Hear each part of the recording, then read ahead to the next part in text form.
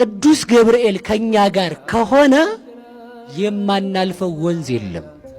ልብ ብላችሁ ስሙ። መካን ለሆናችሁት ልጅ ይሰጣል።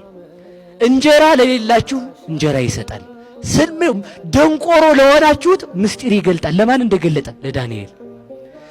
ተመልከቱ። ለዓለም ሁሉ የባርነት የጥል ግድግዳ እንደፈረሰ የሰበከልን ገብርኤል ነው። ከዚያ የተነሳ ቅዱስ ገብርኤል ከሁላችን ጋር እንዲሆን መድኃኔዓለም ይፍቀድልን።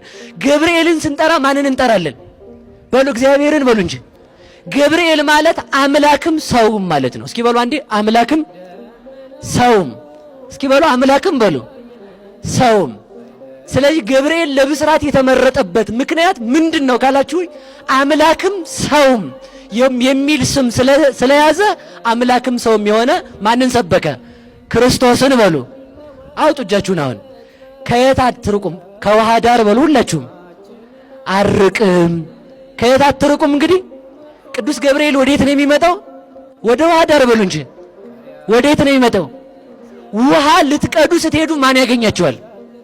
በአራ ቅዱስ ገብርኤል ነው የሚባለው። በሉ ቅዱስ ገብርኤል በሉ። ማን ያገኛቸዋል? ውሃ የውሃ ቦታ ምንጭ የተባለችው ማናት ብያቸዋለሁ? ንገሩኝ እንጂ። ወደ ቤተ ክርስቲያን ባዶ ሆነን ስንመጣ ማን ያገኘናል? በሉ ቅዱስ ገብርኤል ነው የሚባለው። ማን ያገኘናል? ቅዱስ ገብርኤል ሲያገኘን ተመልከቱ። ድንግል ማርያምን ልጅ ተወልጃለሽ እንዳላት እኛን ገለባ የሆነ የምግባር ፍሬ የሌለንን የመከነውን ተመልከቱ፣ እኛን የምግባር ፍሬ እንድናፈራ ያደርገናል። የተጠማነውን ጥማችን ይቆርጥልናል።